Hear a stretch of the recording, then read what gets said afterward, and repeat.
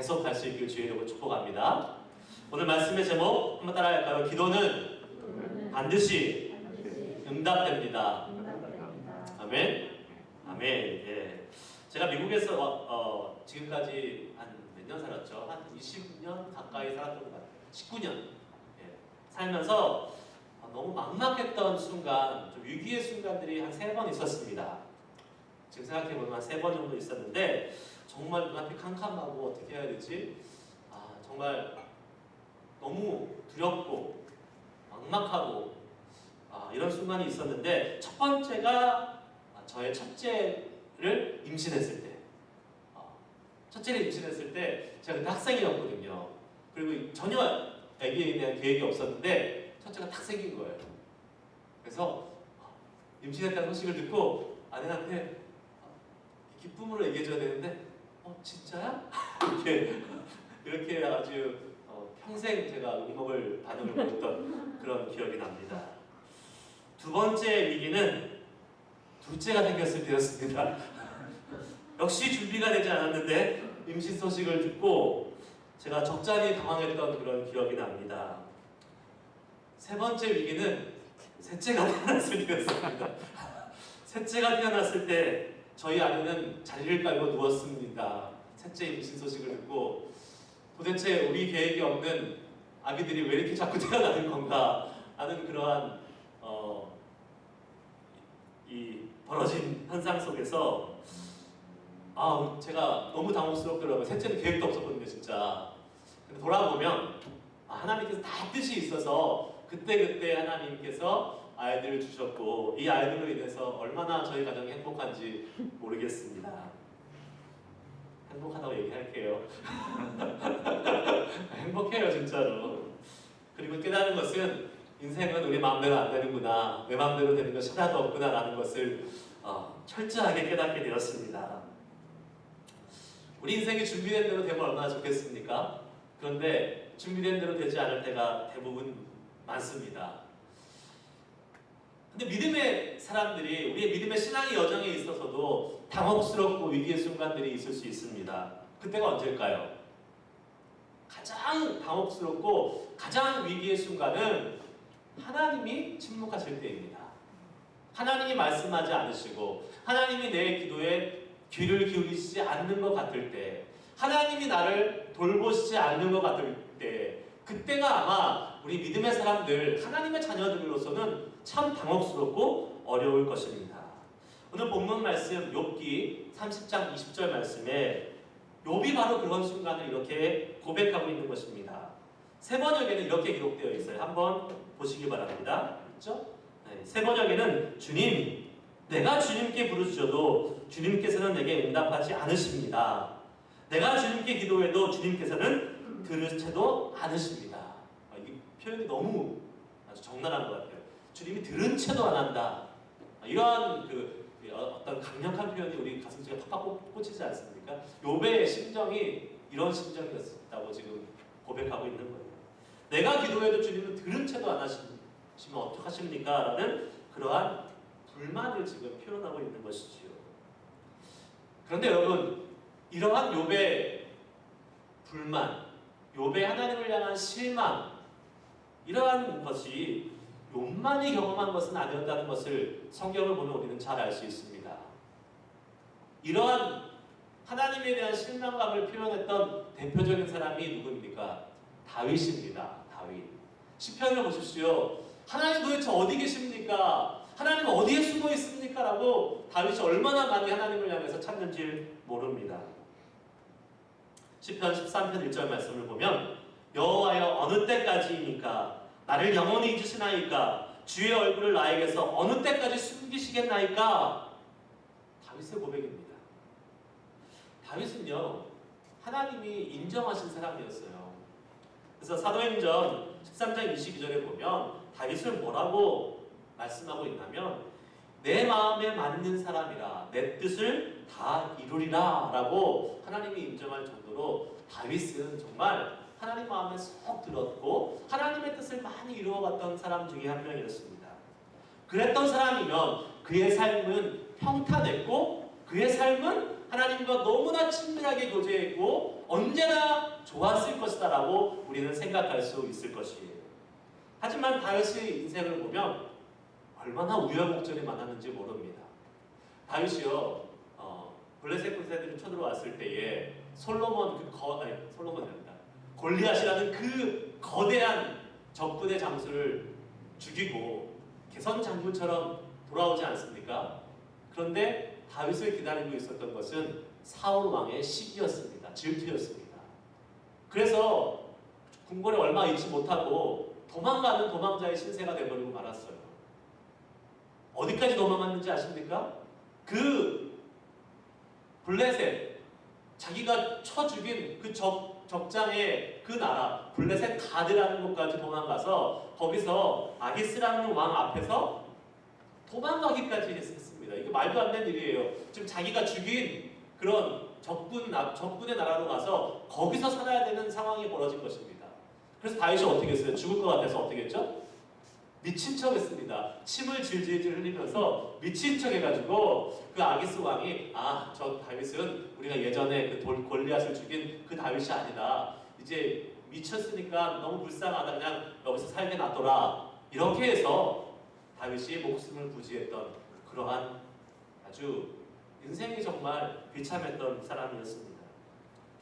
다시 나중에 왕이 되어서 잘 사나 싶었는데 그 아들 압살롬이 쿠데타를 일으켜서 그 압살롬을 피해서 도망가야 되는 그러한 상황. 그리고 그 사랑하는 아들 압살롬이 죽은 다음에야 다시 왕국에 돌아올 수 있었던 그런 기구한 운명을 살았던 사람이 바로 다윗입니다. 이러한 상황이 있을 때 다윗이 고백할 수 있는 말이 여호와여 어느 때까지입니까? 어느 때까지 기다려야 됩니까? 나를 잊으셨습니까? 이렇게 고백할 수밖에 없었던 것이겠지요. 예레미야도 비슷한 탄식을 했습니다. 예레미야 20장 7절 말씀을 보면 주님, 주께서 나를 속이셨으므로 내가 주께 속았습니다.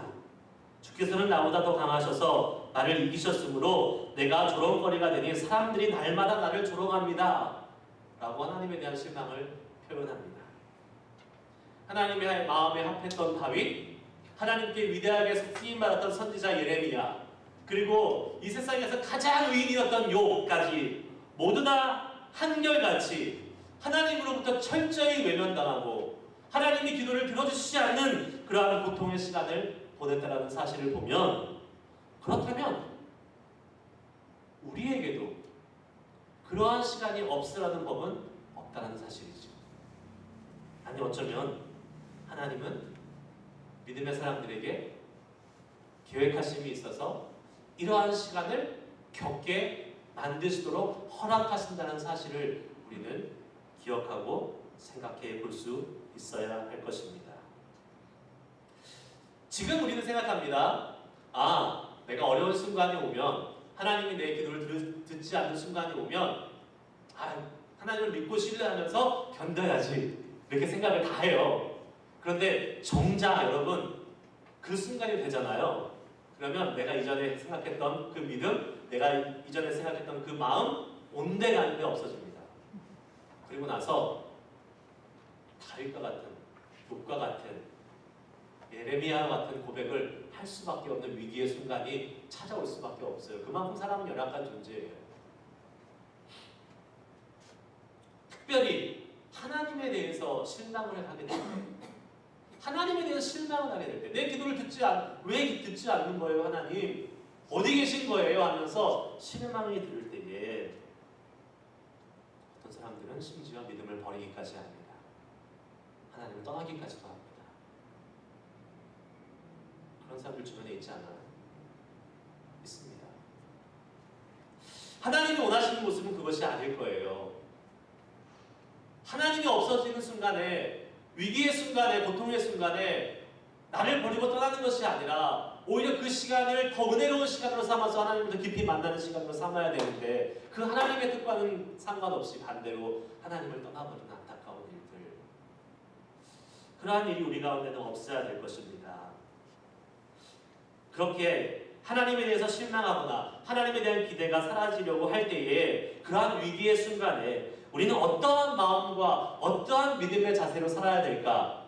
오늘 말씀을 또 여러 가지 성경의 그러한 말씀을 통해서 한번 같이 나눠보기 원합니다. 첫째, 한번 따라해 보시기 바랍니다. 나의 믿음이 아니라, 나의 느낌이 아니라 말씀을 의지해야 됩니다. 나의 느낌이 아니라 말씀을 의지해야 돼요. 우리가 첫 번째로 기억해야 될 것은 위기의 순간, 우리 신앙의 위기의 순간, 하나님이 응답하시지 않는 것 같은 외톨이가 된 그러한 순간에 우리가 기억해야 될 것은 우리의 느낌과는 다르게 하나님은 반드시 우리와 함께하고 계신다는 사실입니다.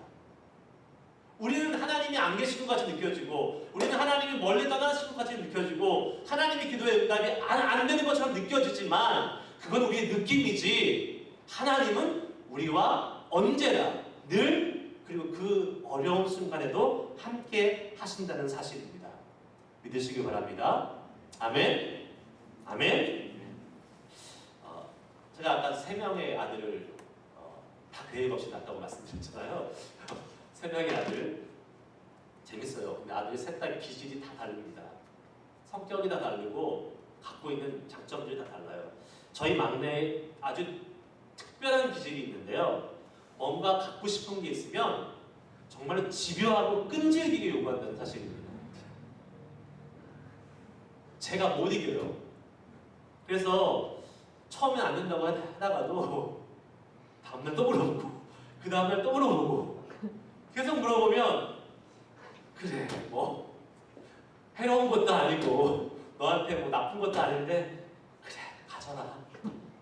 마치 우리 가나안 여인이 와가지고 귀신 들린 자기 딸을 고쳐달라고 하니 예수님께 막 계속 강구하니까 예수님이 그냥 귀찮아서 그냥 그래 허락한다, 너의 믿음이 너를 구원했다 라고 하셨던 것처럼 제가 웬만하면 거기에 넘어가고 맙니다. 그렇게 아주 집요해요, 애가. 그런데 아무리 집요해도 제가 들어주지 않는 부탁도 있습니다. 뭐겠어요? 자기한테 맞지 않는 해로운 물건이나 그렇게 맞지 않는 것을 저한테 요구할 때 저는 안 해줍니다. 절대 안 해줍니다. 네. 그러면 저희 막내는 되게 감수성이 풍부해요. 감정적인 존재예요. 우리 식구 중에서 제일 그래요. 눈물을 막 쌍쌍쌍거리면서 자기 방으로 들어가요. 그러면서 자기 시간이 좀 필요하대. 자기 마음이 허락돼가지고 시간이 좀 필요하다는 거예요. 나 시간이 필요해. 그래서 저는 그렇게 안 하거든요. 울지 마, 빨리 나와. 그러는데 난 시간이 필요해. 그래서 방에서 이제 울고 있습니다. 그때 저희 아들의 기분이 어떨까요? 저에 대한 배신감, 실망, 섭섭함 이런 게 엄청 많겠죠. 그러면서 막 울어요. 한 시간 정도 혼자 막 울고 다시 나옵니다. 그런데 여러분 중요한 사실이 있습니다. 제 아들이 실망하고 섭섭하고 배신감이 느껴져도 저는 여전히 우리 아들의 아빠고 우리 아들과 같이 있고 우리 아들이 뭘 원하는지 듣고 있었다는 사실입니다. 제가 어디 도망가서 같이 없었던 게 아니에요. 그 순간에도 저는 여전히 우리 아들과 함께 있었어요. 원하는 것이지만 필요하지 않으니까, 도움이 되지 않으니까 제가 거절한 것일 뿐입니다. 제가 거절한다고 해도, 제가 그 기도에 기도된다. 우리 아들의 요청에 응하지 않는다 하더라도 저는 여전히 그 요청을 듣고 있고 여전히 우리 아들 옆에 같이 있는 아빠입니다. 우리가 하나님께 실망하는 이유는 딱 한 가지입니다. 내가 원하는 대로 하나님께서 해주시지 않기 때문입니다. 다른 거 없어요. 하나님께 실망하는 이유는 내가 원하는 기도대로 하나님이 들어주시지 않기 때문에 그래요. 하나님 지금 응답해 주셔야 되는데 지금 응답하지 않고 왜 침묵하고 있습니까? 그렇기 때문에 우리는 실망하는 겁니다. 마치 저희 막내가 저에게 무엇을 사달라고 요청했다가 허락되지 않을 때 실망하는 것처럼 그때 반드시 우리에게 필요한 것이 뭐냐면 그 실망하는 느낌이 아니라는 거예요. 그 실망하는 느낌에 하나님과의 관계를 좌지우지해서는 안 된다는 거예요. 지금까지 우리가 종종 경험해 왔듯이 하나님이 우리 기도에 모두 다 예스 하신 건 아닙니다. 응답은 예스도 있을 수 있고 노도 있을 수도 있고 웨이팅도 있을 수 있는 것이지요. 거부당할 때도 있습니다. 하나님으로부터 우리가 원하는 것을 거부당할 때도 얼마든지 있어요. 어떤 때는 침묵하시지요. 그럴 때는 인간적으로 하나님께 섭섭하죠. 하나님께 실망할 수 있습니다. 그런데 그 느낌에 속지 말아야 된다는 거예요. 우리가 요구하고 우리가 간구하고 기도했는데 하나님이 침묵하시고 응답하시지 않는다고 해서 하나님과의 관계를 그 실망과 섭섭함 가운데 다시 정립하려고 해서는 안 된다는 것입니다. 그러면 뭐에 하나님과의 관계를 우리는 시큐어하게 봐야 될까요? 말씀입니다. 하나님의 말씀이에요. 우리의 느낌이나 감정은 하루에도 수백 번 변합니다. 그렇게 갈대같이 변하는 것에 우리가 우리의 믿음을 하나님을 향해서 붙잡으려고 해서는 안 된다는 것이에요. 하지만 하나님의 말씀은 그분의 말씀이 우리 가운데 선포되고 우리 가운데 주어진 이후로 수천 년, 수만 년 동안 절대 변함없는 말씀이라는 사실을 우리는 믿어야 될 것입니다. 변함없는 그 하나님의 말씀에 의지해서 하나님과의 관계를 쌓아야지 우리의 좋았다가 실망했다가 슬펐다가 기뻤다가 그 느낌에 의지해서 하나님과 관계를 쌓으면 우리는 제대로 된 믿음을 가질 수가 없게 되는 것이죠. 이사야 40장 8절 말씀에 우리가 잘 아는 말씀이죠. 찬양에도 있듯이 꽃은 마르고 풀은 마르고 꽃은 시드나 하나님의 말씀은 어떻게 된다고요? 영영이 서리라. 아멘. 하나님의 말씀은 영영이 서리라라고 말씀하고 있습니다. 특별히 부정적인 감정이 부정적인 느낌이 올라올 때 하나님을 향해서 실망해서 부정적인 하나님에 대한 느낌이 올라올 때에 그것을 절대로 휘둘려서는 안 된다는 거예요.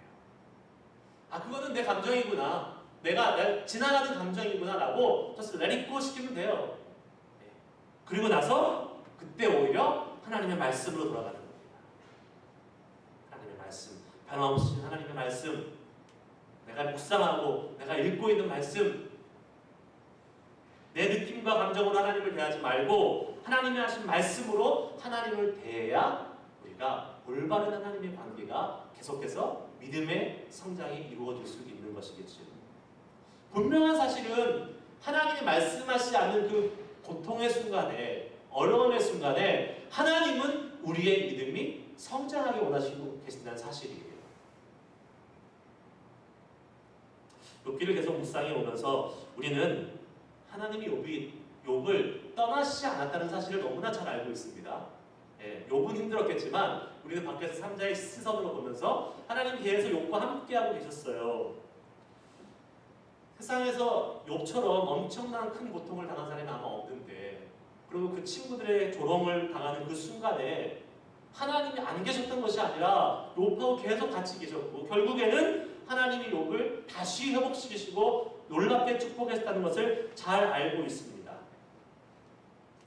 욥 입장에서는 하나님이 없는 것 같고 자신을 떠난 것 같고 오늘 본문 말씀을 고백하는 것처럼 하나님이 안 계신 것 같고 욥에게 정말 힘든 시간이었지만 우리는 욥기를 쭉 읽으면서 하나님이 함께하고 계셨고 하나님이 듣고 계셨고 하나님이 기다리고 계셨다는 것을 너무나 잘 알고 있습니다. 하나님이 안 계신 것 같고 기도에 응답하시지 않은 것 같을 때 우리는 그때가 더 하나님의 은혜를 많이 경험하기 위한 시간으로 가고 있다는 사실을 우리는 기억하고 말씀을 놓지 않고 그 말씀에 의지해서 그 고통의 순간을 버티고 지나가면 하나님께서 그 시간을 은혜를 주시는 우리의 믿음을 성장시키시고 업그레이드 시키시는 그러한 기회로 만들어 주심을 믿으시길 바랍니다. 로마서 5장 3절 4절 말씀 우리가 잘 아는 말씀이에요. 우리가 환난 중에도 즐거워하나니 이는 환난은 인내를 인내는 연단을 소망을 이루는 줄 알미로다. 아멘. 환난은 결국은 우리에게 소망을 주기 위한 하나님의 놀라운 계획입니다. 어둠이 깊을수록 고통이 깊을수록 그 작은 빛도 감사하게 되고 작은 빛에도 민감하게 되는 것처럼 우리의 고통이 깊어지고 하나님이 우리에게 말씀하지 않는 순간이 계속 너무나 깊어질 때에 그때 세미한 음성으로도 말씀하실 때에 하나님을 우리도 발견할 수 있는 것이죠. 어려움이 심할수록 우리가 얻게 되는 소망은 더욱 크게 된다는 믿음을 놓지 않고 끝까지 포기하지 말고 말씀을 붙잡고 믿음의 정지를 계속해 나가는 우리 모두가 될 수 있기를 주의 이름으로 축복합니다. 아멘. 두 번째 한번 따라해 보시기 바랍니다. 기도 응답의 확신을 가지고 기도해야 합니다. 저는 우리 크리스찬들은 기적을 사는 사람들이라고 믿습니다. 아멘. 그런 의미에서 여러분들도 정말 기적을 살고 있는 사람들이라고 저는 확신합니다. 기적을 살고 있어요. 평소에 기도 잘 많이 안 하는데 이 자리에 꼬박꼬박 나와서 예배할 수 있는 거 정말 기적입니다. 하나님 정말 사랑하시는 거예요. 우리 평소에 말씀도 잘 못 보고 있는데 꼬박꼬박 주일날 나와서 앉아서 하나님을 믿는다고 고백하고 있는 거 하나님의 놀라운 기적인 줄 믿습니다. 안 하셔도 돼요. 안 하셔도 돼요. 여기서는. 근데 그런 기적 말고요. 우리는 제대로 기도하면요. 더 큰 하나님의 기적을 체험하게 됩니다. 하나님이 일하시는 것 보고 놀라게 됩니다. 그런데 왜 우리가 기도하지 않습니까? 왜 기도하지 않아요? 그러면 이렇게 얘기합니다. 너무 바빠요. 시간이 없어요. 이게 제일 많이 나오는 말. 두 번째 나오는 말은 기도할 줄 몰라요. 어떻게 기도하는지 몰라요. 그리고 세 번째는 저는 기도의 능력이 없어요. 이렇게 얘기를 합니다. 정말 그럴까요? 그럴 수도 있죠. 그럴 수도 있습니다. 정말 왜 기도 안 하는지 아십니까? 그 발음 라인에 있는 단 한 가지 이유가 있습니다. 기도 응답을 믿지 않기 때문에 그렇습니다. 기도 응답을 믿지 않기 때문에 그래요. 우리는 그걸 얘기를 안 해요. 근데 나도 모르는 사이에 하나님이 우리의 기도에 응답하신다는 확신이 없잖아요. 기도 안 합니다. 반대로 한번 생각해 볼까요? 내가 지금 기도하면 하나님이 응답하신다는 확신이 있어. 그럼 기도 안 할 수가 없죠. 아무리 바빠도 기도할 거예요. 내가 어떻게 하는지 몰라도 그냥 배워서라도 기도할 거예요. 하나님이 기도하신다는 확신이 있는데 어떻게 기도 안 할 수가 있겠어요? 저는 그거라고 생각합니다. 다른 건 부수적인 이유예요. 내가 기도 못하는 이유는 내 깊은 곳에 하나님이 응답하신다는 확신이 없기 때문에 그렇습니다. 솔직하게 인정해야 돼요. 제가 너무 좀 과격하게 그냥 가정해버렸으니까 그럴 수도 있을 것 같아요. 근데 내 깊은 곳에서 있는 내가 기도하지 않는 이유를 한번 잘 생각해 보시기 바랍니다. 제가 중등부 전도사로 처음 이제 사역을 했어요. 한국에서. 근데 그때가 2000년도였던 것 같아요. 근데 그 해에 한국에 극심한 가뭄이 있었습니다. 한국에 비가 몇 달 동안 안 온 적이 있었어요. 한국에서는 벌어지지 않는 일이에요. 한국은 비가 많이 오는 그런 나라잖아요. 강수량이 1400mm가 1년에 넘는 나라인데 몇 달 동안 비가 안 와가지고 나라 전체적으로 되게 위기라고 생각하고 되게 힘들었고 어려운 그런 상황이었습니다. 근데 제가 그때만 해도 처음 전도사가 돼가지고 믿음이 아주 좋고 아주 순수할 때였어요. 그래서 제 마음속에 어떤 마음이 들었냐면 우리 이 중등부 꼬맹이 애들을 데리고 이 가뭄을 위해서 기도하면 비가 올 것 같은 마음이 드는 거예요. 확신이 드는 거예요. 비가 올 것 같은 확신이. 그래서 제가 예배 시간에 담대하게 선포를 합니다. 우리 이 가뭄 해결을 위해서 기도하자. 애들은 갑자기 벙쪄가지고 전도사님 왜 저러나 그랬는데 하여튼 열심히 기도했어요. 열심히 기도하고 이제 집에 갔습니다. 집에 갔어요. 저는 집에서 쉬고 있어요. 저희 중등부 선생님 중에 한 명이 대학교 2학년짜리 아주 앳된 선생님이 한 명 있었어요. 신학교 다니는 분이었는데 기독교 교육과 다니는 사람이었는데 화장도 하나도 안 하고 너무나 예쁘고 애들하고 같이 있으면 애인지 선생님인지 구분이 안 가. 마음도 되게 순수하고 아주 여리고 그래요. 그런데 제가 집에서 쉬고 있는데 전화가 오는 거예요. 전화가 딱 오는데 저한테 첫 번째로 하는 말이 이겁니다. 전도사님 비와요! 그러는 거예요. 저한테. 전도사님 비와요! 그러는 거예요. 그래서 제가 얘가 미쳤나? 왜 저한테 전화를 해가지고 이래. 제 반응이 이랬어요. 정말 얘가 뭐 잘못 먹었나? 왜 그러지? 저 처음에 그랬어요. 근데 다 몇 초 있다가 제 머릿속에 전기가 쫙 흐르면 소름이 촉 끼치는 거예요. 아 맞아. 우리 기도했지.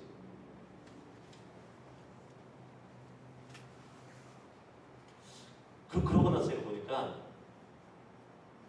저는 그냥 대충 기도하는 거예요. 그러니까 믿음의 확신을 가지고 기도한 게 아니라 그냥 기도 인도를 한 거예요. 앞에서 하나님의 감동을 주셔서 기도 인도를 했지 이것이 반드시 이루어질 거야 하는 기도의 응답의 확신을 갖고 기도했던 건 아닌 것 같아요. 근데 그 친구는 기도의 응답의 확신을 가지고 기도했던 거예요. 왜요? 비가 오는 순간 그걸 알아챘어요. 하나님이 역사하셨고 하나님이 응답하셨던 것을 알아채고 너무나 기뻐서 그것을 저한테 전하고 싶어서 전화를 한 거죠. 기도의 응답의 확신을 가지고 기도하는 것과 그렇지 않고 그냥 기도하는 것에는 너무나 큰 차이가 있습니다. 기도 응답의 확신이 없으면요, 설령 주님께서 우리에게 기도 응답을 하셔도 그 기도 응답의 확신이 없었기 때문에 그것이 기도가 응답된 것이라고 캐치하지 못하고 지나갈 때가 많이 있어요. 그러나 기도 응답의 확신을 가지고 기도했던 사람은 기도한 후에 뭘 합니까? 하나님이 어떻게 응답하실지를 기대하게 됩니다. 이게 너무나 큰 차이입니다, 여러분. 기도한 후의 모습이 달라지는 거예요. 하나님이 하실 일을 기대하게 되는 거예요. 기도하는 시간도 소중하고 귀하지만 기도 후에 하나님이 하실 일을 기대하는 그 시간을 통해서 계속 주님께 집중하게 되고 주님께 가까이 가게 되고 주님과 교제하게 된다는 사실입니다. 이게 기도 응답의 확신을 가진 자가 누리는 축복이에요. 기도 응답을 확신하지 못하면요, 기도도 하지 않을 뿐더러 기도를 한다 해도 힘이 없습니다. 기도를 한 후에도 기대하지도 못합니다. 얼마나 불행한 신앙생활입니까? 얼마나 불행한 신앙생활이에요. 하나님이 기도 응답을 하시겠다고 약속하셨는데 그 은혜와 그 축복과 그 기쁨을 누릴 수 있는 것을 주셨는데 그 응답의 확신이 없으니까 기도도 못해, 기도해도 힘이 없어, 기도한 후에 기대도 못해.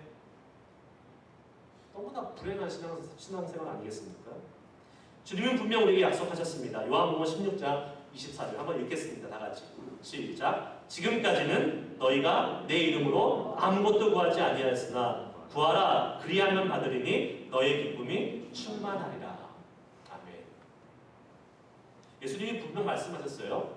구하라 그리하면 받으리니 어떻게 된다고요? 너의 기쁨이 충만하리라. 우리에게 약속해 주셨습니다. 기쁨이 충만하겠다고. 당연하죠. 내가 기도하는데 응답되면 얼마나 기뻐요. 우와, 하나님이 나랑 같이 하는 것 같고 하나님이 나랑 함께하고 있고 하나님이 정말 어디 먼데 하늘나라에 혼자 계시는 분이 아니라 나와 동행하시면서 나를 지켜주시고 우와, 내 기도 하나하나 듣고 계시는 분 얼마나 기쁩니까?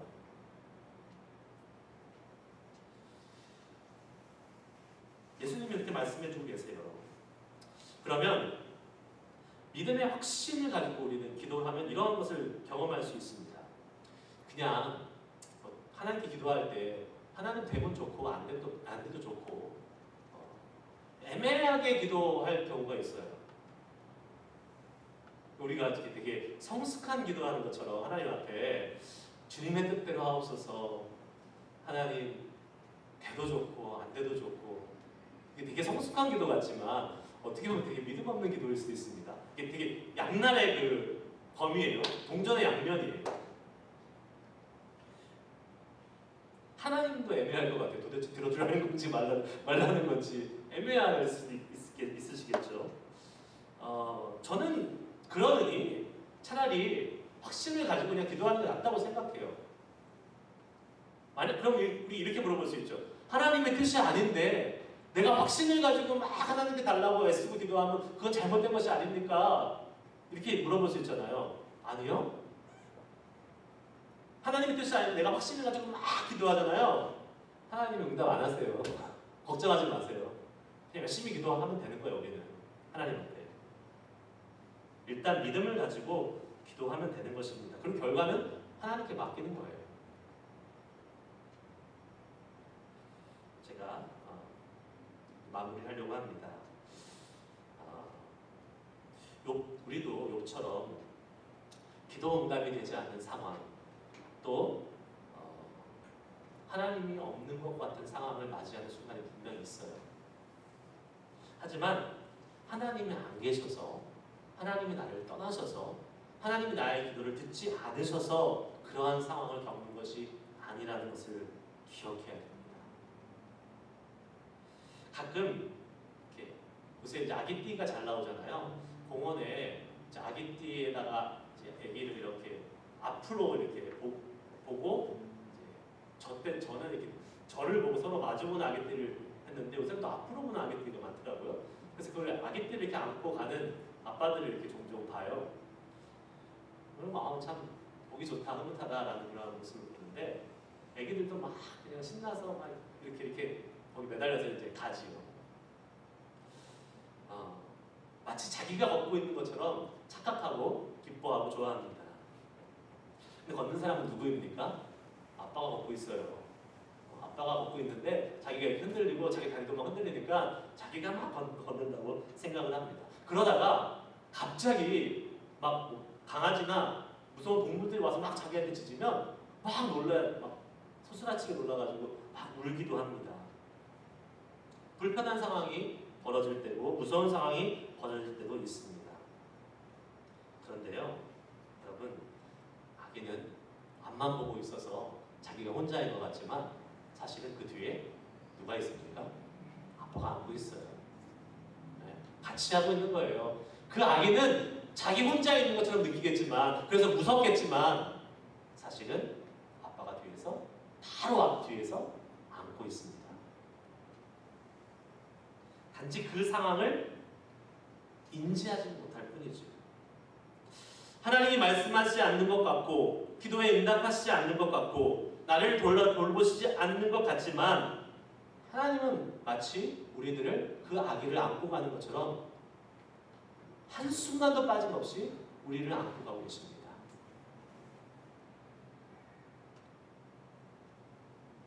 우리의 작은 신음에도 응답하실 수 있는 이유가 바로 그것입니다. 작은 신음에도 응답하신다고 고백했잖아요. 왜요? 멀리 있으면 하나님 응답 못하세요.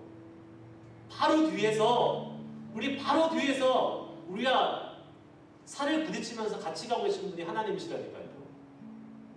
그러니까 그 아기가 살짝 한숨만 쉬어도 들을 수 있는 것입니다. 그분이 너무나 가까이 계시고 우리 기도에 응답하시려고 준비하고 계시는데 기도하지 않을 이유가 전혀 없는 것입니다. 기도하면 성령 충만하겠다고 하시고 기쁨이 충만하겠다고 말씀하시고 우리가 해피해질 거라고. 그런데 기도하지 않을 이유가 없는 것이에요. 기도하면 하나님을 가까이 느낄 수 있고 기도하면 하나님의 일하심을 더 많이 볼 수 있고 기도하면 하나님의 살아계심을 경험할 수 있고 기도하면 하나님이 나를 얼마나 필요하시는지를 경험할 수 있는데 왜 우리가 기도 안 하고 있습니까? 안 할 이유가 전혀 없는 것이죠. 기도 응답의 확신을 가지고 기도하시는 모두가 될 수 있길 주의 이름으로 축복합니다. 한국의 그 선한목자교회 유기성 목사님은 1시간 기도 운동 온 교회에게 선포하고 하더라고요. 1시간 1분도 못하는데 1시간 어떻게 해요? 그분은 그러더라고요. 적어도 1시간 해야 된다. 너의 기쁨이 충만하리라. 기도해서 우리 기쁨이 충만할 건데 1시간 투자할 수 있는 거 아니겠습니까? 우리 시간 결단하시길 바랍니다. 저는 조금 여러분들 더 이렇게 배려하는 목사이기 때문에 1시간 기도하라고 얘기를 못할 것 같아요. 네. 하지만 하실 수 있는 분 해보십시오. 적어도 매일매일 빠지지 않고 기도해 보십시오. 내가 하나님과 막혀 있는 것 같아도 하나님 앞에 기도해 보십시오. 내 느낌에 의지하지 말고, 내 감정에 의지하지 말고, 하나님의 말씀에 의지해서 기도하고 그 어렵고 고통스러운 순간을 지나가 보십시오. 찬란한 빛이, 놀라운 기쁨이 우리 가운데 기다리고 있는 것입니다. 그래서 그동안 기도하지 못했다면 지금부터라도 기도하면 되는 거죠. 하나님, 저 기도하는 기도의 사람이 되겠습니다. 그래서 기쁨이 충만한 삶을 살고 싶습니다. 주님이 주시는 기도 응답 더 많이 체험해서 기쁨으로 믿음의 삶 정진하며 나아가기 원합니다. 그런 결단이 오늘 예배를 마치고 가는 여러분들에게 있었으면 좋겠어요. 그냥 오늘도 하나님 말씀 잘 들었습니다 라고 하는 것이 아니라, 하나님, 전이 정말 기도해 볼게요. 1시간 조금 무리인 것 같으니까 한 30분만 해볼게요. 하나님 앞에 결단하고 믿음의 발걸음을 내디딜 수 있는, 그래서 기도하면 정말 놀라운 일이 벌어집니다. 안 벌어지면 나중에 저한테 오시라고 제가 항상 말씀드리잖아요. 네. 안 벌어지면 저한테 오세요. 그러면 제가 하나님한테 연결시켜 드릴게요. 하나님 왜 안 들어주시냐고. 한번 기도하겠습니다. 다시 기도할 때에, 주님, 제가 그동안 기도하는데 소홀히 했다면 용서해 주시고, 정말 기도를 통해서 우리가 얻을 수 있는 놀라운 복들이 많은데 기도의 사람으로 새롭게 거듭날 수 있는 시간이길 원합니다. 느낌이 아니라 말씀으로 살게 하시고, 기도 응답의 확신을 가지고 기도하면서 하나님의 은혜를 경험할 수 있는 우리들 되기를 소망합니다. 오늘 시간 결단하면서 잠깐 1분 정도 하나님께 기도하도록 하겠습니다. 하나님 아버지, 주님 이 시간